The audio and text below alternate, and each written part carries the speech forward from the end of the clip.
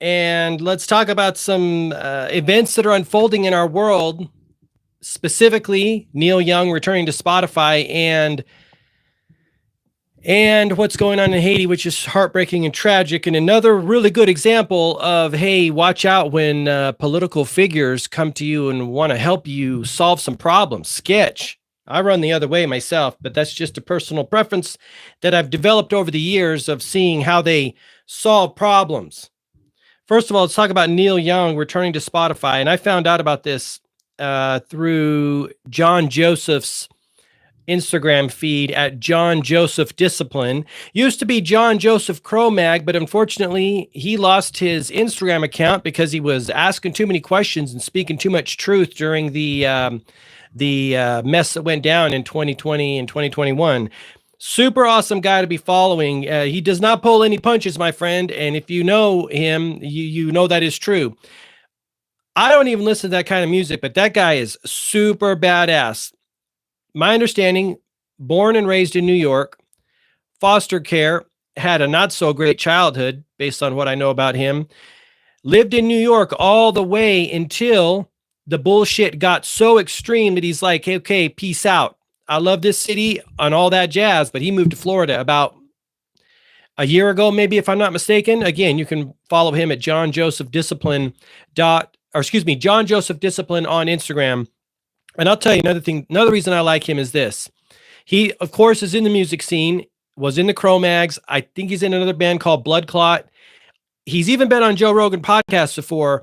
I like him because he is calling out these clowns, all of these bands that were supposed to be, alternative or punk or rock and, sticking it to the man. All these bands, even some huge bands, turns out they're nothing more than just, they just go along with the establishment. So I like the fact that he calls them out. And Neil Young was one of them that he called out. I don't know Neil Young's music. I never got into that.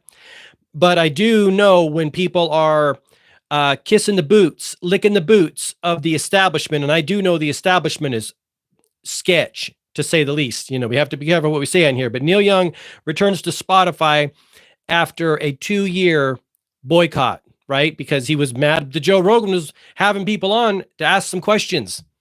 There's nothing wrong with asking questions. In fact, asking questions is the best way to improve life. And here's what's funny. And I don't know why so many intelligent people lost the plot during the last 3 years. It's so weird. In people's personal lives, we know we got to ask the good questions to get good answers. We know we have to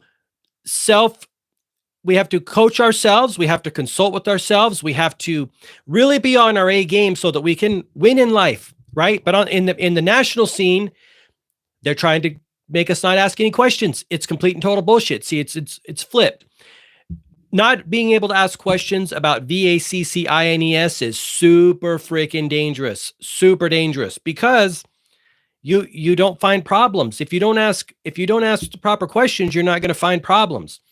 And when you're getting mad at people for wanting to ask some questions about VACCINES, that's sketch, dude. That is sketch.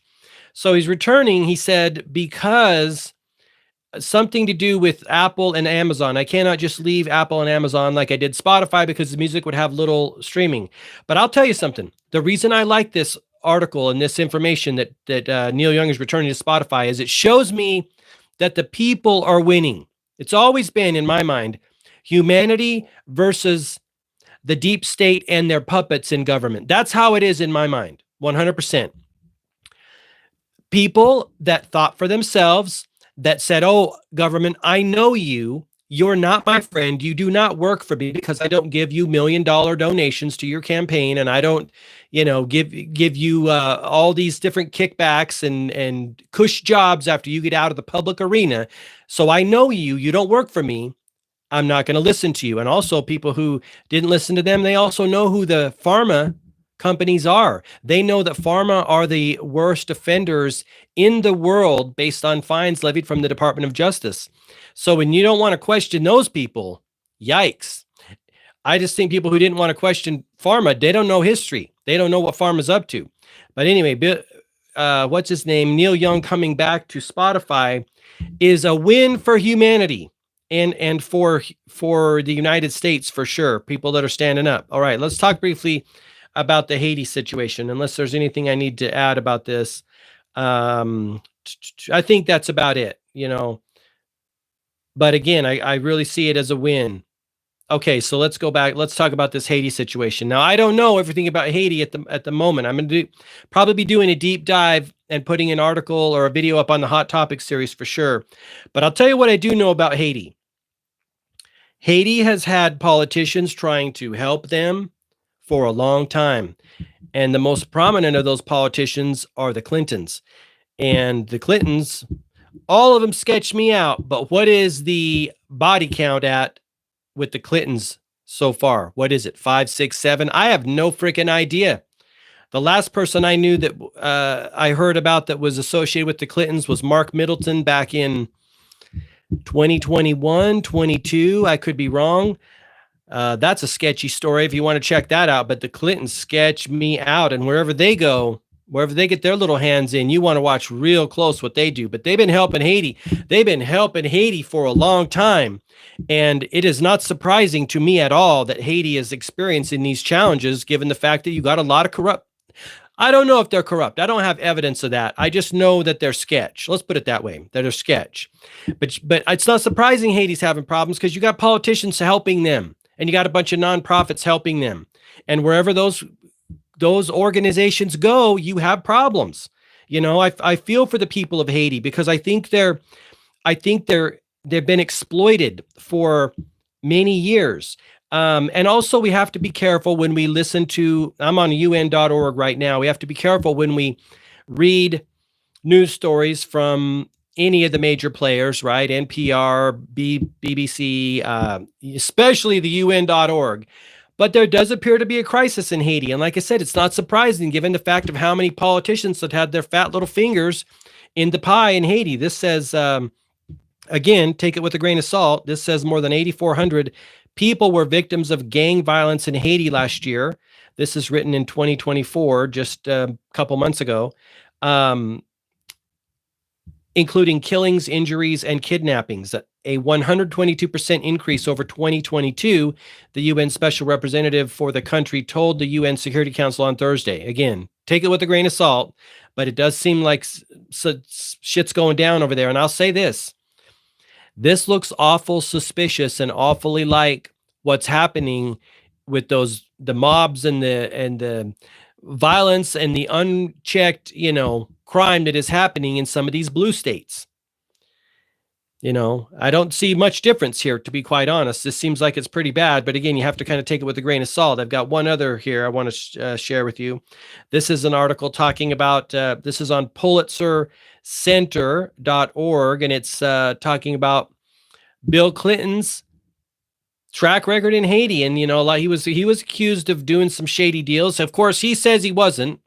He said it wasn't, he didn't do anything wrong, that he had everything checked and rechecked by people. But that's if you trust Bill Clinton. I don't trust him. I don't trust any of these politicians anymore after what I've seen. He said a lot of people seem to think that our group, the Reconstruction Commission, was getting money. We didn't, said Clinton, who served as the co-chair of the Interim Haiti Recovery Commission. Again, poor Haitians, when you got politicians, career politicians who have never been in the real world. Remember when Clinton couldn't tell people how much a gallon of milk cost or a loaf of bread cost? Detached. When you have people like Bill and Hillary Clinton coming to say they want to help you, you better run the other way, my friend. But anyway, so this is a whole big thing. I know it's a big scandal, but again, so much money flowing in. And honestly, many Americans have to be to blame too. When you're funneling that kind of money, I think Americans' hearts in the right place. Their minds often aren't in the right place, because when you're giving that kind of money to governments who already don't have a great track record, what do you think is going to happen? In a way, it's like giving money to an irresponsible teenager, right? If the infrastructure and the systems are not in place to checks and balances of what's going on in the government already, you pump a bunch of money into it. It's just like in a person's private life. You give a bunch of money to someone who doesn't have their shit together, dude, you just put fuel on the fire of their life. And everyone knows that, except in the government, people think, oh, well, I'm going to help. See, the thing of it is, money doesn't solve problems. Money doesn't solve problems. This is why whenever the government comes and says, we need more money, you don't need more money. You need a better mindset, right? Money doesn't help kids be smarter in school. That's probably not a that's probably not a very grammatically correct sentence. Money does not help children in school.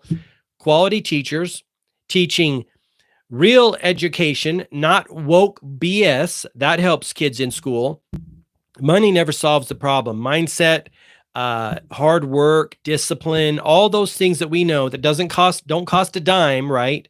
They solve the problems. But when Americans flood these countries, these third world countries, with millions of dollars, wow. I mean, and then I did hear something about an airport. Was it an airport that was either going to be built or didn't get built?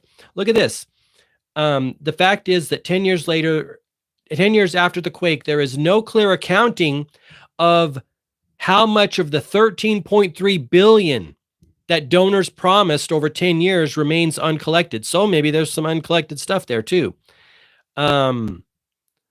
With the commission, it's just sketch. I mean, you just got to wonder what is going on here. You know, it's same thing that's happening in Ukraine. Honestly, it's the same thing happened in Ukraine. What is that money being used for? If the American taxpayer are paying it, I would think at the very least there should be a website with a itemized list of exactly what the money is being used for, where it's being used, how it's being used, because American taxpayers are on the hook for it. It's debt in our name that we don't have. We're already 33 trillion in debt. We don't even have that money, right? Not to mention, America has financed wars for decades, killing other human beings around the globe in a heinous, despicable way. Look what we did to Iraq.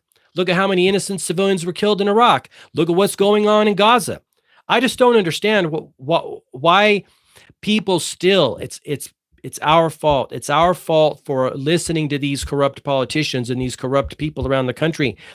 I don't know how people can still do it, other than the fact that it's just not in their consciousness yet that they can see that these people are up to some shady business, to be quite honest. Let me see what else I got for you here. By the way, thank you guys for watching. I appreciate you. That's it. That's all I wanted to share with you. I want to invite you to check out the latest video in the interview series with Brandon Kroll. It's super good, talking about Christianity, the occult, and the future of America. Brandon does deep dives into Christianity and spirituality and political information, and he has a lot to share. So you can check that out in the interview section on my YouTube channel here. And I want to thank you for hanging out with me. Until next time, I wish you all the best health, wealth, and success. Have an awesome day.